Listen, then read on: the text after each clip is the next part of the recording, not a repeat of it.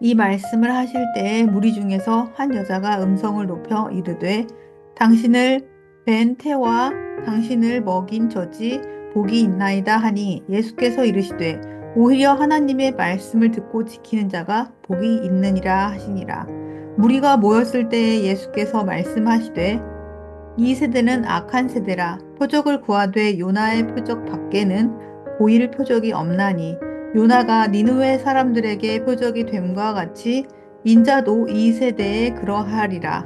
심판 때에 남방 여왕이 일어나 이 세대 사람을 정죄하리니 이는 그가 솔로몬의 지혜로운 말을 들으려고 땅 끝에서 왔음이거니와 솔로몬보다 더 큰 이가 여기 있으며 심판 때에 니느웨 사람들이 일어나 이 세대 사람을 정죄하리니 이는 그들이 요나의 전도를 듣고 회개하였음이거니와 요나보다 더 큰 이가 여기 있느니라.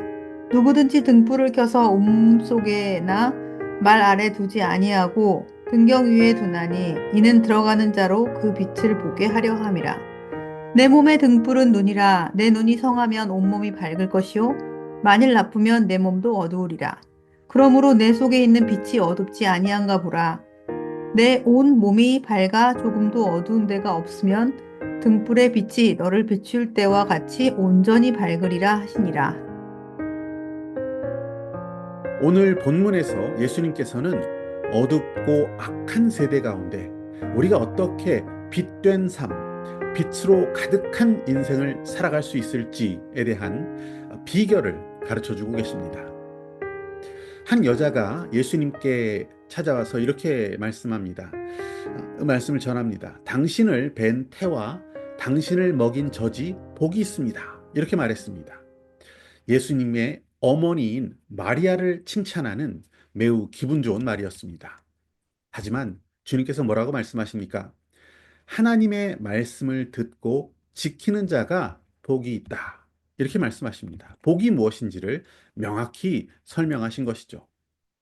복이란 것이 우리가 이 세상을 살아가면서 어떤 사람과의 특별한 관계에 있다는 것이 복이 아니라 자연적으로 주어진 어떤 그런 기회가 복이 아니라 나의 어떤 행위와 결정에 따라 주어지는 것이 복이 아니라 진정한 복은 하나님의 말씀, 그 말씀을 들을 수 있는 것이 복이고 그 말씀대로 살아갈 수 있다는 것이 복이다. 이렇게 가르쳐 주십니다. 하나님 말씀, 그 주님, 말씀이신 그 주님의 능력과 지혜가 얼마나 큰 것인지 주님께서 그 자체가 복이다라고 말씀하십니다. 그러면서 이렇게 설명하십니다. 수십만 명의 그 니누의 사람들을 멸망을 당할 그 위기에서 회개를 통해 생명의 길로 이끌었던 요나보다 더 크고 능력 있는 분이 있다. 누굽니까? 온 세상을 구원할 주님이 계시다. 수십만 명을 니느웨 백성을 구원한 요나보다 훨씬 더 크고 능력 있는 분이 계시다라고 말씀하십니다.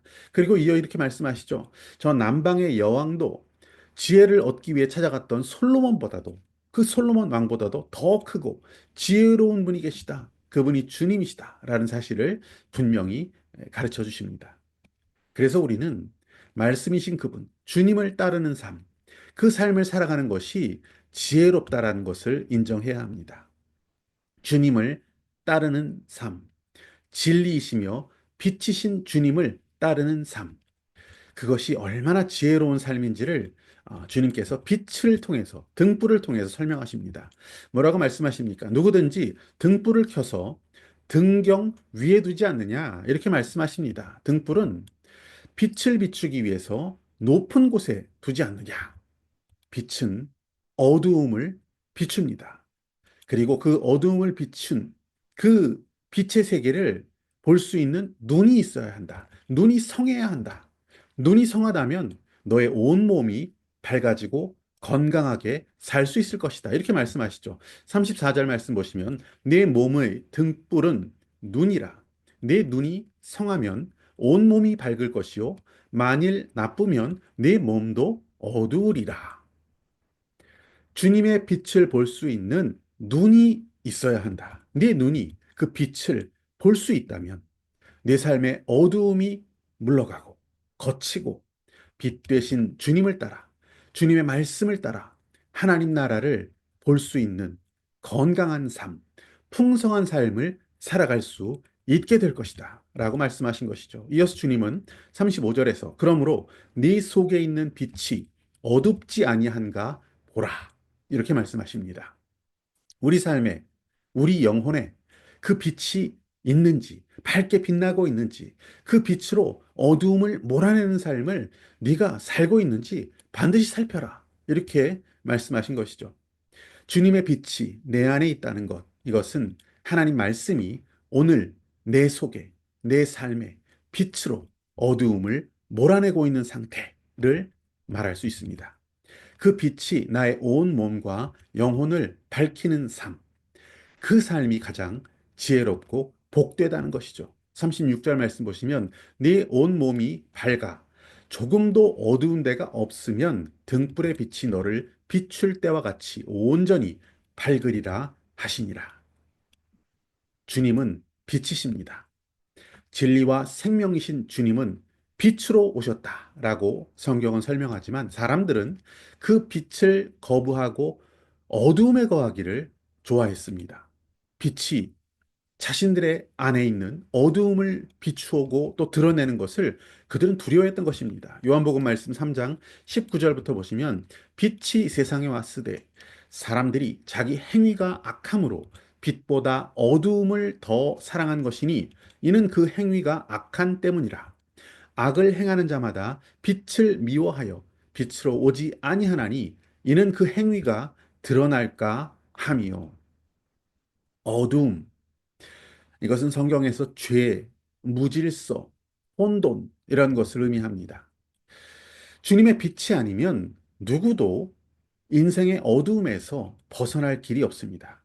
어두움 속에서 방황하는 영혼, 그는 결코 스스로를 구원할 수 없습니다. 영원한 생명을 얻을 수 없습니다. 주님이 이 땅에 오신 이유, 그것은 우리를 어두움에서 빛으로, 사망에서 생명으로 구원해내기 위하심입니다. 주님을 따르는 길, 주님을 믿고 영생에 이르는 길, 어두움에서 빛으로 나아가는 길, 그 길은 오직 예수 그리스도, 빛 되신 이름 예수밖에는 없습니다. 어두움과 빛, 이 두 세계는 분명합니다. 죄와 악, 그리고 불의와 자기 사랑에 머물러 있는 자는 빛을 거부한 자는 결코 진리에 도달할 수 없습니다. 영원한 생명과 하나님 나라에 이를 수 없습니다. 빛으로 나와야 합니다. 에베소서 기자는 5장 8절에서 너희가 전에는 어두움이었으나 이제는 주 안에서 빛이 되었으니 빛의 자녀들처럼 행하라 라고 말씀하십니다. 빛과 어두움은 공존할 수 없습니다. 지혜의 빛, 생명의 빛 되신 주님을 믿고 어두움이 떠나가는 삶, 밝고 환한 빛 가운데 사는 삶, 영원한 빛에 살아가는 지혜로운 저와 여러분 되시기를 소망합니다.